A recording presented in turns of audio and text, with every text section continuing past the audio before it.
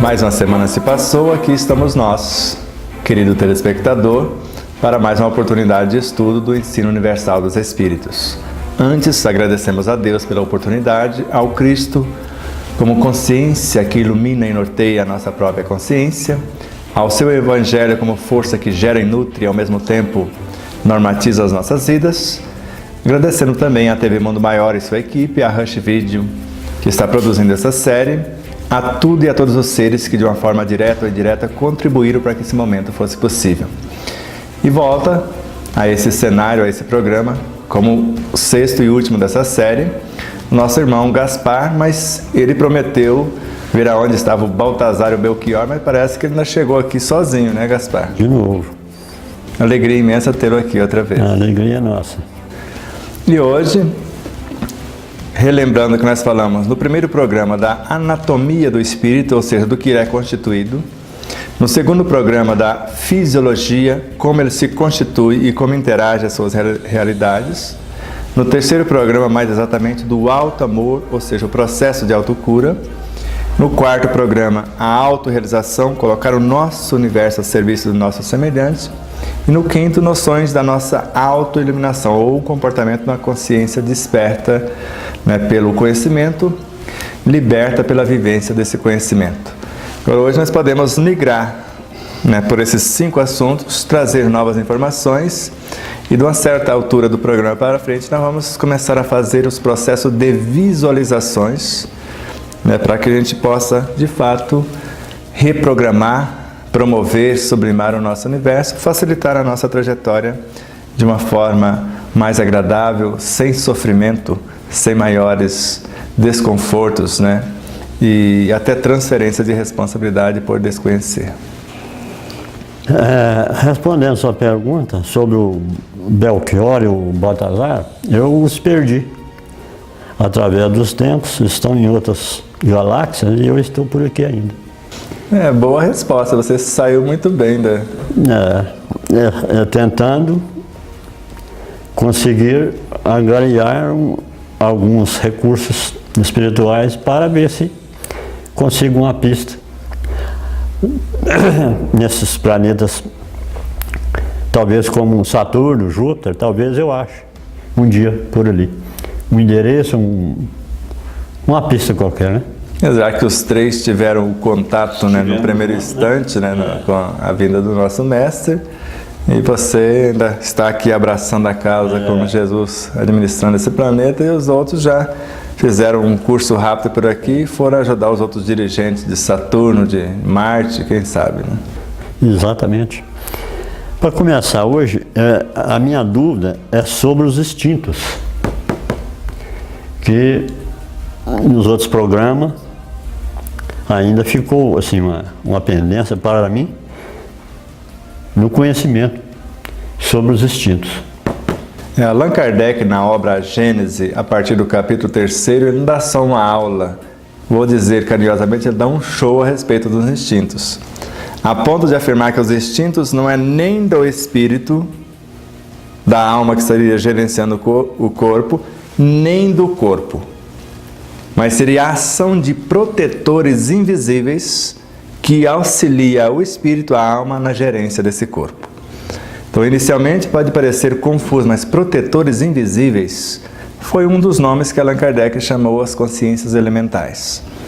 Mas a partir da obra A Grande Síntese de Pietro Baldi já fica mais claro a compreensão, porque ele fala que destaca-se do nosso subconsciente pequenas almas instintivas para nos auxiliar na gerência de nossos órgãos.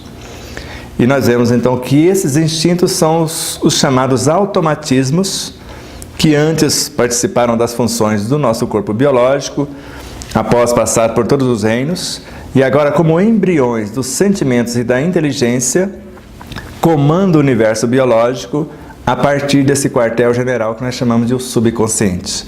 Já que o inconsciente é onde consta todas as nossas experiências vivenciadas e não aprimoradas a contento, no superconsciente o que há de mais nobre, o que há de mais aprimorado, no superconsciente, e esse subconsciente então seria a área onde estão os instintos. Agora, como eles se criam, como se elaboram? Quando nós pensamos, nós criamos um condicionamento psíquico. Repetido esse condicionamento, nós geramos um hábito. Repetido o hábito, nós geramos um instinto. O instinto repetido gera o que Allan Kardec chamou de ideias inatas, ou seja, o que já foi pensado, raciocinado, experimentado, a exaustão e agora estão prontos para gerenciar uma situação física e psíquica, porque ele comanda tanto o perispírito quanto o corpo biológico. E eu não sei se ficou bem compreendido, se não ficou a gente tenta mais algumas informações. Só para fixar. A autodefesa, então, que o animal tem, o ser humano tem, a autodefesa, o instinto de defesa, de uma altura, de um perigo qualquer. A partir de qual é o segundo ali que eles agem ante o perigo? Então vamos de novo em Allan Kardec. Ele fala que o animal, quando ele reage para defender, porque o instinto, em tese ou em linhas gerais, é um mecanismo de preservação da vida. Ele, para defender a própria vida, para a sua existência, ele age nesse mecanismo de defesa que você está falando. E quando o animal é encantoado, vamos colocar assim, que você pressiona o animal, ele vai agir de algumas formas. Ele pode morder você, se for uma vaca, um boi, um cavalo, ele pode dar um coice em você, vai fazer alguma coisa, algum movimento para sair da situação. No que ele sai da situação, ele criou um mecanismo naquele momento, uma ação, uma atitude. E dependendo do jeito que ocorre as outras situações, ele vai criando um sistema de defesa. E naquele momento que ocorre a situação X, conforme está no Livro dos Espíritos, ele vai escolher a melhor daquelas defesas que foram exercitadas em separado, e agora, tendo o sistema de defesa, ele escolhe a melhor situação para o instinto. Foi por isso que Allan Kardec pergunta, e a resposta veio, e é como se o instinto tivesse mecanismos, às vezes, até mais aprimorados do que a própria inteligência. Porque a inteligência ainda está arquitetando coisas maiores e ele já tem algo pronto para sair daquela situação sem maiores problemas, vamos colocar assim. Então, no ato de... nem vou falar de coisas mais complicadas. O seu olho está aberto e vem um mosquitinho que ninguém avisou para ele que ele não pode entrar nos nossos olhos, e num ato instintivo o nosso olhinho fecha antes dele entrar em nossos olhos. Mas parece que tem algumas vezes que falha e ele só vai fechar depois que já entrou. Então já houve, então vai ficar aquela experiência para o futuro. Mas naquele momento ainda houve um ato falho que ele não conseguiu, o mosquito foi mais rápido do que o movimento de fecharmos o olho. Isso vai aprendendo-se através das nossas atitudes. O corpo biológico tem essa função, juntamente com o corpo perispiritual, já que é o perispírito que gerencia o corpo físico através desses instintos, desses mecanismos automáticos. Porque no vegetal também existe essa autodefesa, né? A partir do reino mineral, nós vemos já, além da força de atração, repulsão, que une os elementos subatômicos na formação dos átomos, une os átomos na formação das moléculas, nós já começamos a ver na própria água e em outros elementos do reino mineral, num cristal, uma sensibilidade, uma capacidade de servir de elemento condutor para uma realidade mais sutil. No caso da água que nós magnetizamos, ela vai levar na sua estrutura íntima, como uma médium, energismo, de uma dimensão mais aprimorada do que a dela própria. Como se fosse uma consciência que vai mudar a sua estrutura e, ao mesmo tempo, sensibilizá-la para futuras tarefas. E assim como os cristais, que ao passar um cristal, a depender do campo vibracional, ele atrai aquele energismo para ele e dá uma aliviada naquela situação. E nós vemos que, além dessa sensibilidade embrionária no mineral, nós vemos ela ampliada no vegetal e agora a consciência instintiva já nascendo para a defesa dessa vida mais complexamente organizada e não só esse instinto de defesa para defender-se como vegetal, para livrar-se ou sair-se da... Vamos colocar de uma forma bem simples. Quando um vegetal é atacado por um inseto, o que ocorre? Ele vai ficar ameaçado da sua sobrevivência, não é isso? Mas agora imagina o vegetal criando armadilhas para capturar um inseto e trazer parte da consciência do inseto para dentro de si mesmo, e na sequência ele já consegue defender-se naturalmente daquele inseto. Porque ele tem uma consciência organizadora do animal, tanto que ele não se interessa por animais ou insetos mortos, mas sim vivos, com a sua energia vital, com a força organizadora daquele mundo que teoricamente está atacando o vegetal. Agora, quando essa consciência animal, em se tratando dos insetos, como se encarnasse no reino vegetal, porque é um reino anterior, que ele pode ir lá como missionário acelerar o seu processo. Assim como vieram os capelinos até nós, assim como veio o próprio Cristo até nós. E agora, esse reino vegetal sendo visitado por consciências animais, que vai acelerar o seu processo evolutivo e, ao mesmo tempo, protegendo-os desses chamados agentes agressores. Porque agora, se um inseto vê na intimidade do vegetal parte da estrutura do seu parceiro, vamos supor que seja um inseto qualquer que ataca aquele vegetal X, e agora, quando ele vai atacar, ele percebe que naquele vegetal tem familiares seus, tem irmãos seus, tem agentes organizando do seu próprio universo. Então ele vai pensar duas vezes em atacar. E isso os cientistas chamam de defensivos naturais. Então os próprios vegetais vão assimilando as consciências animais dessas aparentemente pragas que eles falam e gravando na sua estrutura íntima. Tanto que os elementos orgânicos já trazem em seu íntimo, na estrutura genética ou na consciência organizadora desses vegetais, mais de 70 defensivos agrícolas. E os vegetais que ainda não conseguem se defender, aqui mesmo na nossa região, de São Gotardo, nós vemos os morangos sendo auxiliados pelos agrotóxicos. Então eles normalmente têm de 40 a 50 elementos defensivos, mas não tem todos.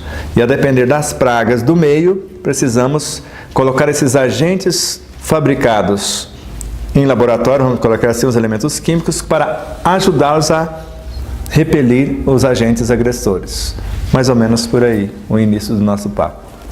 É isso, porque até no fundo dos oceanos, os corais, os infusórios, têm a sua autodefesa, não é isso?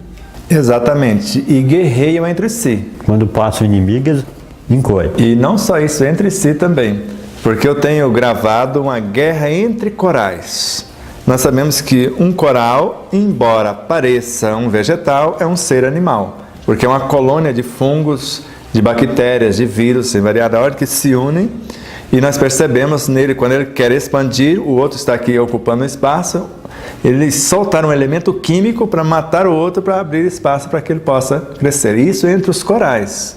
E a gente pensa que as guerras existem só aqui no reino humano. Exato. E lá nós flagramos também elementos como aquela pluma do mar, não sei se você já viu. Já. Então ela é uma colônia de micro-organismos, mas é um ser animal com raiz. E aí nós entendemos por que Kardec falou num momento sementes de plantas e sementes de animais, porque tem animais no fundo dos oceanos que dão sementes. Denis fala disso. Exato, Leon Denis também. Então nós percebemos então seres que nós podemos considerar animais, que é uma árvorezinha que anda e na realidade é um vegetal. Então ela se move já com movimentos rítmicos, a semelhança do animal, mas ainda é um vegetal. Então nós vemos a transição do minério para o reino vegetal, que são os vírus de variada ordem, do mineral, do vegetal para o animal, nesses espécimes, vários deles nós flagramos no fundo dos oceanos, que é o útero da natureza, o laboratório mais fantástico que conhecemos, e depois a migração do animal já para outros estados de consciência, que nós chamamos de os seres da natureza, os elementais da natureza, os pré-humanos, que Allan Kardec chamou de pré-humanos, sub-humanos ou uma animalidade. Então nós vemos no fundo dos oceanos essas transições entre um reino e outro, a interação entre eles. Quando nós vemos este espécime fascinante que a ciência descobre agora, a lesma folha. Então, teoricamente é uma lesma em forma de uma folha. Durante 2 semanas ela come tudo que tem direito de um único elemento, de uma única alga. Só aquele elemento. E depois o restante do ano, que ela vive mais ou menos um ano, ela faz fotossíntese. Aí ela em contato com a natureza, com os outros elementos. Ou nós vemos o caso do ornitorrinco, que a espécie venenosa, ou o elemento venenoso que ele tem no seu interior, porque ele é uma lontrazinha com um rabinho de castor, pé de patos, bico de pato. Então naquele momento ele está, como nós falamos nos programas anteriores, vivendo uma experiência passada, usando o veneno da serpente que ele fora para se defender. E ao mesmo tempo, aperfeiçoando o mecanismo quando ele foi galinha, que mostra lá quando ele esteve como galinha, que ele aprendeu a pôr ovos e a gerar a sua prole através dos ovos. Mas agora vemos a foto do gorila que ele almeja ser, e ele vendo que ele já amamenta alguém que nasceu dos ovos. Isso é meio absurdo, mas é um fato, é um ser que existe, está aí. Não é só ele, tem muitos fazendo essa transição. Então é como se ele aproveitasse uma base de proteção instintiva, que é o veneno para se defender, e ao mesmo tempo aperfeiçoando algo que está mais próximo, quando ele esteve como ave, e agora aprimorando algo para o futuro. Então nós vemos a transição em todas as formas e espécies, nitidamente. Por isso que Leon Denis falava, Camille Flammarion também, e Camille falava que é tão simples a natureza se soubermos ler nesse livro imenso, e nós não entendemos na maioria das vezes essas transições, ou como a natureza funciona, porque acreditamos que é muito complexo, quando na realidade é muito simples o que está aí à nossa disposição. O instinto, então, se não fosse a capacidade de autodefesa, o ser humano, então, não teria evoluído. Com certeza não, porque o instinto é a base, como Allan Kardec fala. Então, no início, o instinto tem o objetivo de preservar a vida. Tanto que a criatura, com o instinto pura e simplesmente, ele mata sem piedade. Ele não tem nenhum remorso, quer seja animal ou um ser humano que ainda está mais movido pelos instintos. As sensações, quando elas surgem porque derivam-se dos instintos, ele já mata, mas já tem uma sensação agradável ou desagradável, mas mata. Como nós vemos, caçadores que matam pelo prazer, seres que pescam pelo prazer. Então está mais nesse mundo dos instintos, sensações.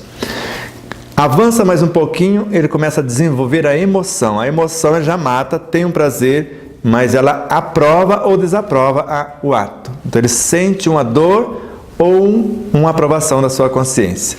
E nesse momento nasce o sentimento, que segundo Joana, a emoção ela é mais próxima dos instintos e os sentimentos mais próximos da inteligência. Que o sentimento já é um ato onde nós discernimos. Eu posso escolher ficar magoado com você.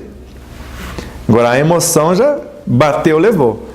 Então ela reagiu. Então você me agrediu quase instintivamente se eu expressei um sentimento de insatisfação com a sua conduta, que é uma emoção.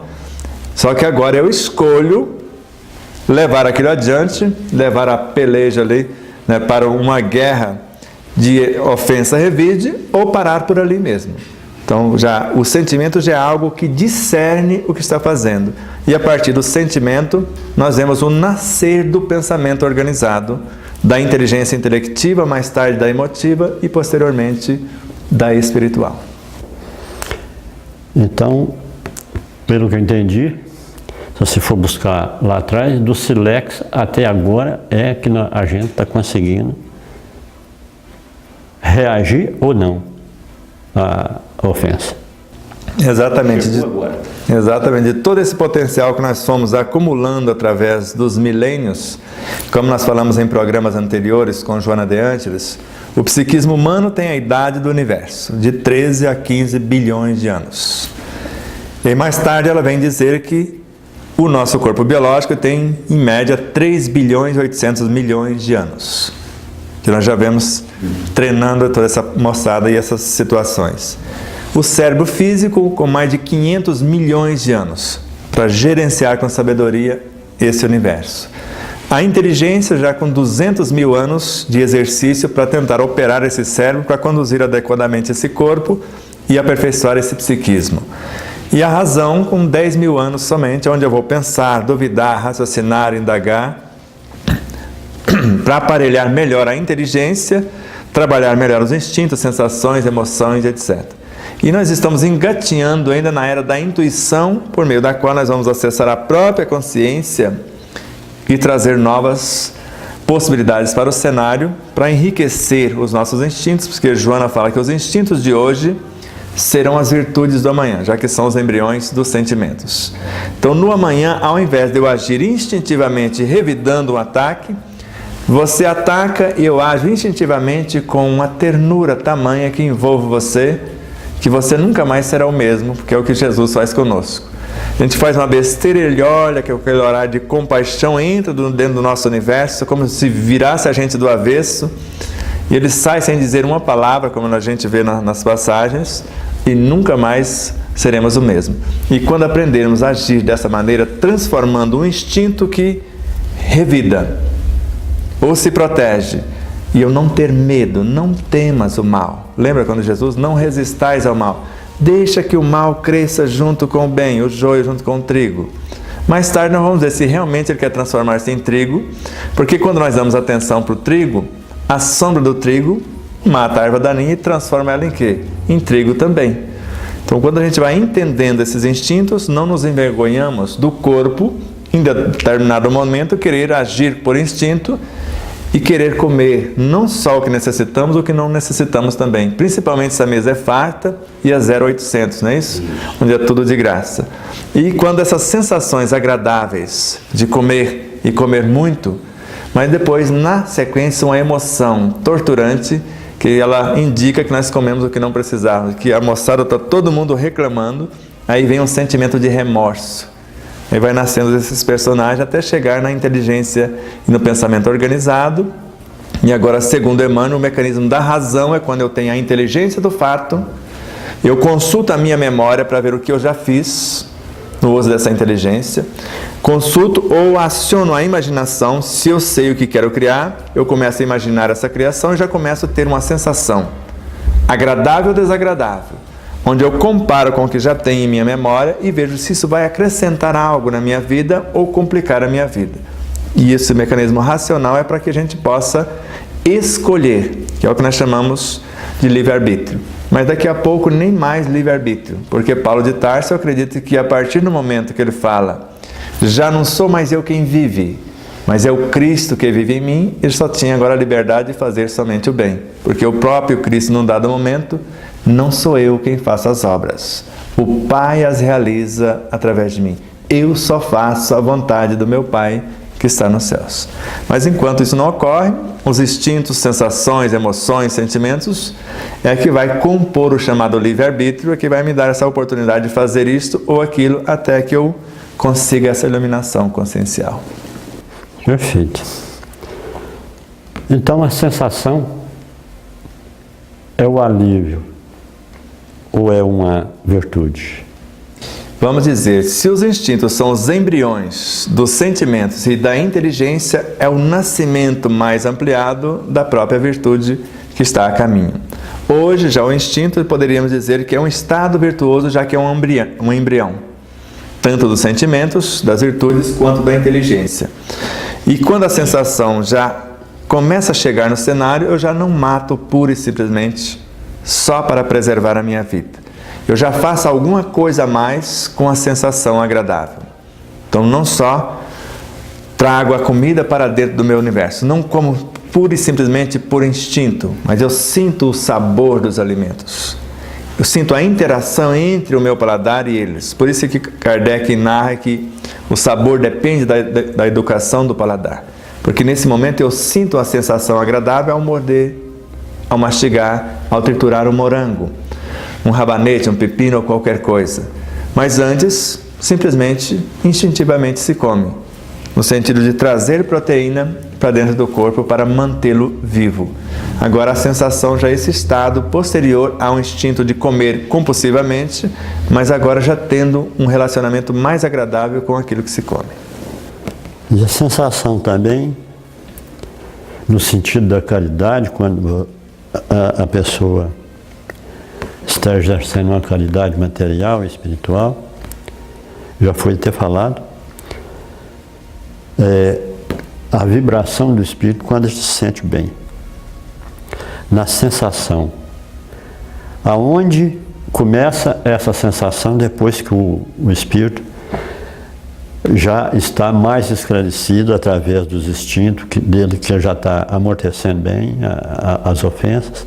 Essa sensação já aqui, tipo uma Teresa de Calcutá que já aprendeu e já saiu para a avenida para abrir a rosa do bom senso, da caridade, enfim, todas as virtudes. Então fala sobre o início, quando ele encara a razão, que ele percebe que daquele jeito está errado, então vai ser daqui para frente. Exato. Vamos também em Kardec, a questão 613 do Livro dos Espíritos. Então a sensação inicialmente era registrada pelos órgãos físicos. Então quando eu faço um gesto como Maria Teresa de Calcutá, Francisco Cândido Xavier ou qualquer outro ser que começa esse exercício mesmo da caridade material, a gente sente os primeiros impulsos disso no corpo físico, algo agradável. Por isso que o Espírito Lázaro, no Evangelho segundo o Espiritismo, a lição Lei de Amor, quem ama em profundidade seus irmãos em sofrimento não sente nem as angústias, nem as amarguras da alma, nem as dores do corpo. Então vive como se estivesse transportado fora de si mesmo. A gente sente uma leveza no corpo tamanha, uma sensação tão agradável que nos convida a fazer de novo o gesto. Por mais que eu tenha pedido de um outro ser para doar a campanha do quilo, mas eu fiz com amor, eu fiz com consciência. Eu não estou ali mecanicamente, instintivamente fazendo. Eu sei o que eu estou fazendo. Estou doando. Então a mensagem que eu estou levando para quem doa o alimento ou o mantimento, seja lá o que for, e ao mesmo tempo, nessa aquisição dessas doações e transformar aquilo em algo, porque quando eu toco nesses alimentos que estão sendo colocados, eu mudo a estrutura desses alimentos. Já estou gravando nele a consciência que sou o Evangelho que existe em mim. Para que o irmão que vai receber a cesta básica, a sopa, isto ou aquilo, vai sentir alguma coisa do meu universo. E esse feedback, essa gratidão do semelhante, por mais que não tenha sido eu doador direto do mantimento, mas eu participei da ação e parte disso vem para o meu universo, que é essa sensação agradável, que me convida às vezes não só a fazer a campanha do quilo, mas agora a pôr a mão no bolso, porque já que se o outro doou, eu fui apenas o canalizador e o distribuidor da dádiva, se eu colocar a mão no bolso, essa sensação pode ser mais agradável ainda. E por mais que eu faça inicialmente por interesse, como o Chico falou num dado momento, se nós começarmos a abrir a mão, nós terminamos no futuro por abrir o coração. Que aí entra o agente da vontade. Exatamente. A vontade é tudo. Sem aqui com o comando da consciência. Aonde está o limite do pensamento para a consciência? Eu penso e a consciência age. Então vamos nos três. Emmanuel fala que a vontade é a gerente da mente. Ramatiz fala que o pensamento é a chave de nossa mente e o segredo da nossa evolução. E ao mesmo tempo nós vemos seres como Joana de Ângeles mostrar que a vontade está a serviço da consciência profunda. E quando a vontade vai na consciência profunda e volta, ela se transforma em pensamentos, em ideias, em ação, segundo Miramês. Então nós percebemos que a vontade é algo em plano menor, o mais nobre potencial da alma encarnada. Porque a consciência age por intuição e não pela vontade. Já não sou mais eu quem vive, é o Cristo que vive em mim. A vontade seria de alguém maior ordenando e eu executando. Agora, a alma, no dizer de Hilário Silva, o desejo surge em primeiro momento. E segundo Emmanuel, o desejo é a alavanca que move os sentimentos, aquilo que eu quero modificar ou usar para o contexto. Então esse desejo acorda a emoção, que seria esse sentimento que eu quero aprimorar, etc. A emoção acorda a vontade. A vontade traz da consciência o pensamento, que agora vai exercitar no laboratório mental a inteligência. Então a inteligência que vai dar forma ao pensamento, a emoção vai dar qualificação a esse pensamento e a vontade, de novo agora, vai dar movimento e direção. Então o pensamento vai dar forma também às ideias, a emoção vai qualificar essas ideias, o que nós vamos expressar, a vontade, movimento e direção. Então o desejo seleciona o que vai ser trabalhado. A vontade traz a informação da consciência em forma de pensamento.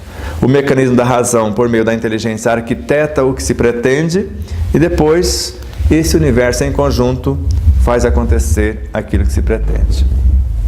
Então a alma é o gerente do espírito?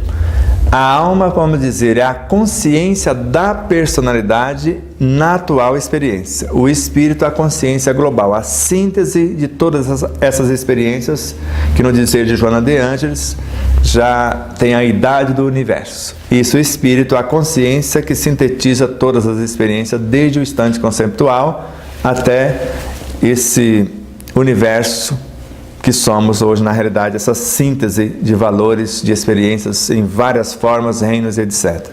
A alma é a consciência da personalidade atual. Ela estaria na gerência do perispírito, do corpo biológico, usando a mente para comunicar-se com essa consciência interna.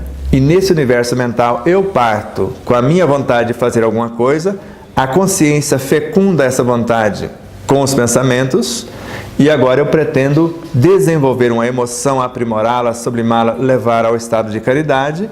E essa interação entre a alma que está gerenciando a personalidade, o universo que está aqui nessa dimensão material, biologicamente falando, perispiritualmente falando, e nessa conexão de ouvir a consciência, esse ser profundo, o nosso Cristo, Deus interno, trazer os estados de alma em forma do Evangelho, virtudes em ação.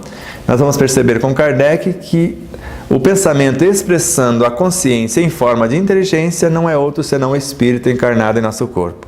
Então, a cada momento a alma pode pedir um reforço, como vemos em nosso lar, o governador. Lembra que ele gastou quase 40, 50 anos para reestruturar a parte da alimentação por respiração, que antes era, depois se perdeu, e tentando reorganizar. E no ápice de um esforço extremo, 200 técnicos de um plano superior veio auxiliá-lo. Então, no ato da oração da alma que silencia no contato com o eu interno, ela envia esses cenários virtuosos, quer sejam a inteligência intelectiva, a emotiva ou espiritual, para fortalecer a alma encarnada, que talvez não esteja tendo a inteligência suficiente, as virtudes suficientes para sanar a situação, a depender do que está ocorrendo no meio externo. Uma provocação, uma calúnia, um prejuízo físico, etc. Aí ela começa a lembrar com André Luiz, por exemplo. Se alguém lhe extrai uma soma, não se perturbe. A consciência cósmica, a providência divina, vai fazer com que essa soma lhe seja reconstituída muito mais amplamente do que aquela que foi extraída. Até porque somos meros administradores desse patrimônio e não os proprietários de fato. O que fica, o que conta é a experiência que foi vivenciada com essa soma antes de ser extraída, e se eu mantenho a lucidez, a serenidade, a consciência, a providência divina vai me enviar outras somas, porque os valores no cosmos são inesgotáveis, e aquele que pegou essa soma, porque se alguém demandar conosco para tirar-nos a capa, o corpo físico, dele também a túnica, o perispírito, fala, é responsabilidade sua administrar todo esse patrimônio a partir daqui. E eu tenho outros patrimônios que eu posso reconstruir. Porque se você derrubar o prédio que o arquiteto, que o engenheiro construiu, você derrubou a obra, mas não o autor. E eu posso construir outra muito mais e melhor, ou mais bem arquitetada, na próxima tentativa. Sebastião, as emoções do espírito encarnado, quando adquire, vamos dizer, a sabedoria, as emoções, quando emociona com qualquer coisa, você acha que ele já está no estágio, já assim, de não mais encarnar na Terra, ou é porque ainda tem algum débito para trás? Vamos analisar. Como diz Joana de Ângeles, ou como afirma Joana de Ângeles, a emoção está muito próxima dos instintos. Então, quando ainda é uma emoção, eu estou mais para o mundo da matéria do que para o mundo espiritual. Agora, quando eu tenho uma virtude, um amor incondicional, que eu acho que é o que você quer dizer, agora eu posso encarnar ou não, segundo o que nós vemos com Bezerra de Menezes. O amor dele chegou a um estágio que a piedade permitia que ele entrasse no universo do seu semelhante e detectasse a sua realidade, né, sofrida física, psíquica ou emocionalmente. A compaixão a ponto de ele mapear, como nós dissemos em programas passados, todos os potenciais desse espírito que por meio da perturbação ou por conta da perturbação não estaria percebendo que ele tem os valores para solucionar a própria ocorrência daquele momento. E o amor, que é o estágio que você está falando, é quando eu coloco nas mãos, à disposição desse elemento que passa pelos conflitos, que tem os seus potenciais a ser exercitado, e só lhe falta os meios. E agora eu coloco à disposição dele todos os meios para que ele possa desenvolver os seus potenciais. Foi por isso que Joana de Ângeles cunhou uma frase, uma síntese, mais ou menos assim, ou exatamente assim. A fatalidade da lei divina é a perfeição do espírito. Alcançá-la é proposta da vida. Como conseguir é opção de cada qual. Nós colocamos logo aqui, né, escondido aqui, com a contracapa do livro. Então, se a fatalidade da lei divina é a perfeição do espírito, ou seja, ninguém vai escapar disto. Agora, alcançá-la é proposta da vida. A vida vai nos ofertar todos os meios, e quem ama vai ofertar ao seu semelhante todos os meios para ele sair da situação e não resolver por ele. Porque se eu fizer o exercício físico, os meus músculos aqui ficam fortes, os seus vão continuar atrofiados. Se eu fizer por você, querendo andar por você. Agora, como conseguir é a opção de cada qual, que eu posso fazer isso com consciência ou ir pelo automatismo. Ir na onda, como nós falamos. Então, eu pensar por minha cabeça, como nós falamos no popular, ou viver o pensamento do outro. Ter as minhas próprias ideias ou comprar as ideias alheias. Então, quando lembramos de André Luiz, que fala que o ideal é pensar no que pensar. E hoje sabemos com Joana de Ângeles, que começou falando que nós pensamos mais ou menos 50 mil vezes a cada 24 horas. Mais tarde, 65. Mais atualmente, 95 mil pensamentos a cada 24 horas. E sabendo que o pensamento não é outro, senão o espírito encarnado em nosso corpo, nós temos 95 mil oportunidades a cada 24 horas de estar trazendo um conteúdo novo para o nosso cenário físico, para mudar tanto o uso da inteligência intelectiva, da inteligência emocional, da inteligência espiritual, alterar o nosso universo íntimo, fazer a diferença no contexto em que ora vivemos. Já que se eu mudar, com esse amor que você está falando, que no Evangelho segundo o Espiritismo fala que ninguém resiste a esse amor, as pessoas que têm um contato com alguém que ama incondicionalmente, ele muda mesmo a contragosto. Porque nós não vamos querer mudar a vida do outro, nós mudamos a nossa vida e com esse comportamento, com esse exemplo, a gente entra no universo do outro e vira o outro do avesso sem que ele perceba. Então a gente fica pensando o seguinte: qual o nome nós vamos dar para esse estágio? É o que eu chamo de auto-iluminação. É quando já não existe diferença entre mim e o caroço de feijão. Eu vou tratá-lo como eu gostaria de ser tratado. Que o caroço de feijão, como diz o médico, cientista e espiritualista Deepak Chopra, quer que um caroço de feijão torne consciente, basta você ingeri-lo. E aí eu completo o pensamento de Deepak. Ingeri-lo com consciência, porque se eu ingerir como a maioria faz, ele vai ficar perturbado na consciência, não é isso? Porque eu pego o caroço de feijão, a metade ali dos carocinhos que eu cozinhei, trago para dentro do meu corpo.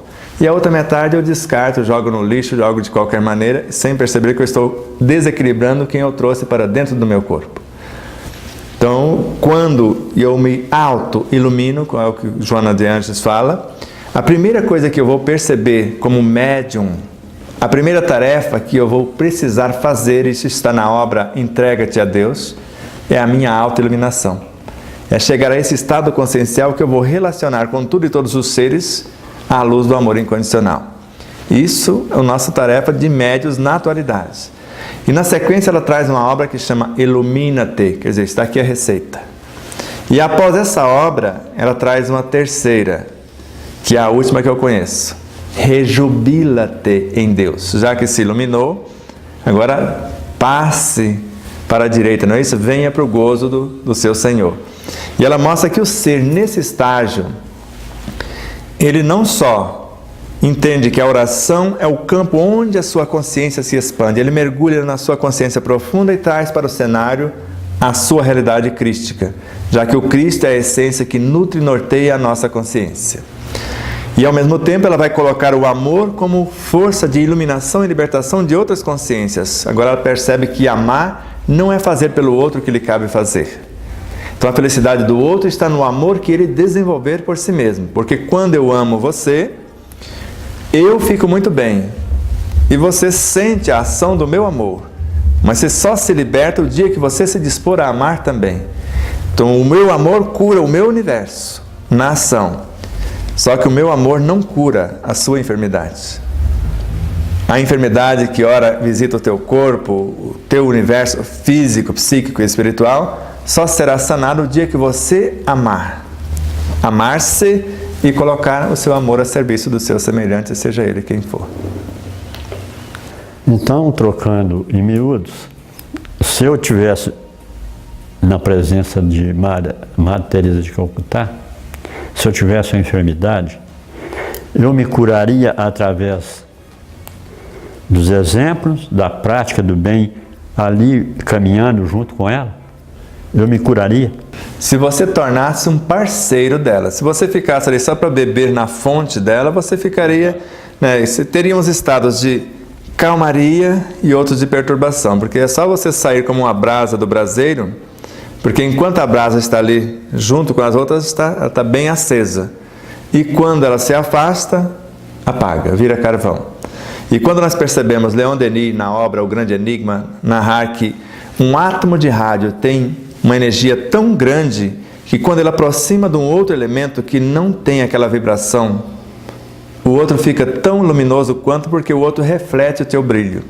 Então nós estaremos ali em tese refletindo o brilho de Madre Teresa. Enquanto ela está nessa ressonância com a nossa alma, ficamos muito bem. Mas se não mudarmos o suficiente para sairmos da brasa e construir o próprio braseiro, eu coloco assim, de ir agora acender uma outra lareira em outro lugar, nós vamos ficar na dependência de ter que voltar lá e beber mais um pouco daquela fonte. Então chegar no instante e ser confortado por aquele amor incondicional é o começo, mas depois interessar-se por abraçar com ela a causa e ser mais um elemento multiplicador, ali ajudando a cuidar dos enfermos, etc, etc. Aí então entra o saber, querer e fazer. Exato, é o que Leon Denis já falava, querer, saber e amar. E ele fala que querer é fazer convergir todas as potências, todo o conhecimento para o alvo que nós queremos atingir, para aquilo que queremos conquistar, aquilo que queremos governar. Agora, sem o saber conhecer as forças e as leis, nós podemos ficar aprisionados na própria criação. E, acima de tudo, fazer, porque o conhecimento sem vivência quase de nada vale.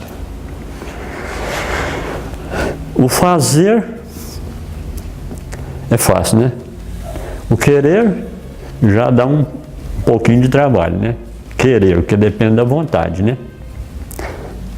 Mas o saber vem de sacrifício, né? Que teve que aprender a fazer, a fazer aquilo e saber como fazer, né? Agora vem o amor, que amar já é mais complicado, né? Saber e amar. Aonde faz a conexão entre os dois universos. Doutor, como você começou iniciando, fazer sem conhecimento é fácil. A gente faz, às vezes faz mais coisas complicadas, se complica e complica a vida dos outros. Por isso que ele fala, o querer é o início, é o estudo. Ele fala que é a filosofia.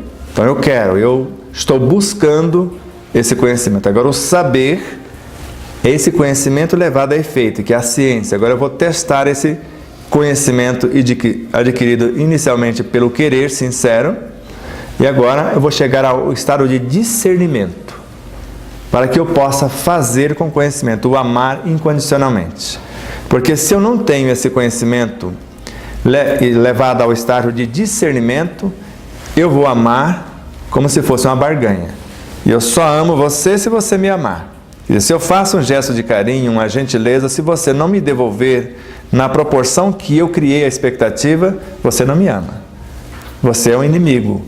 Você é alguém que está querendo boicotar as minhas ideias, etc. Porque, vamos dar um exemplo bem simples e bem palpável.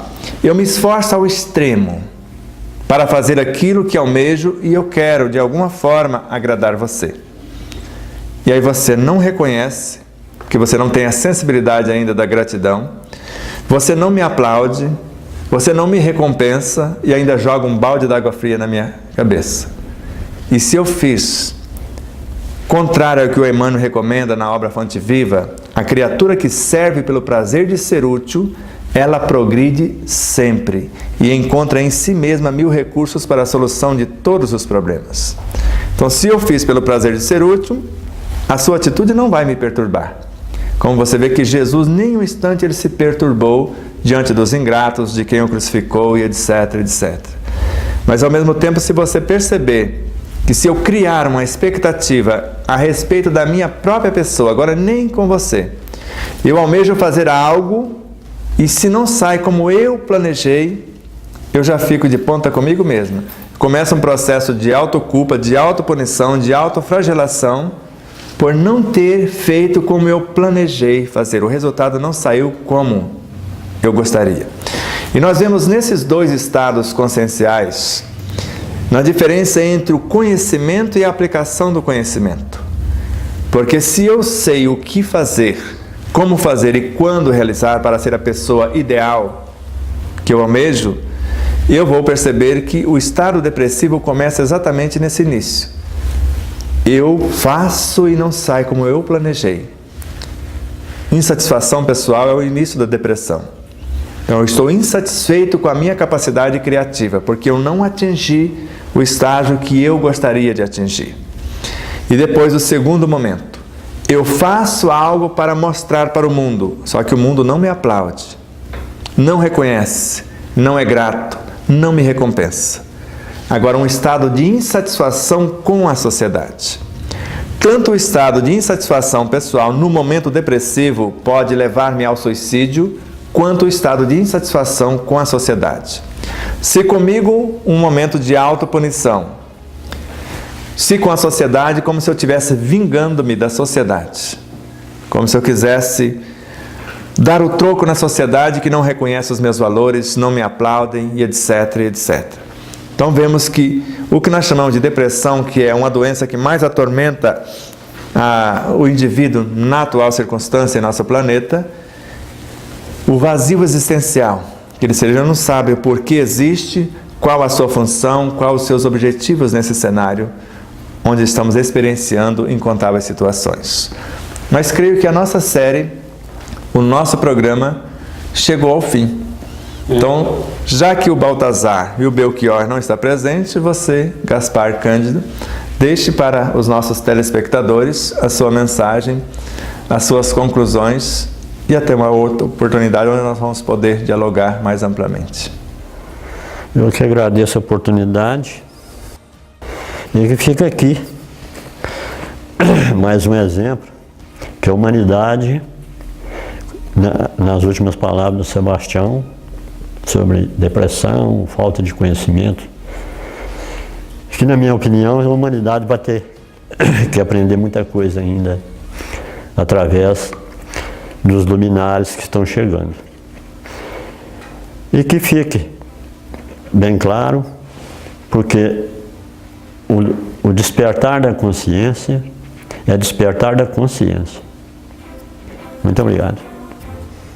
Mais uma vez agradecemos a sua audiência, a sua participação conosco, mais uma vez a você, Gaspar. Então, nosso carinho, a nossa ternura e gratidão.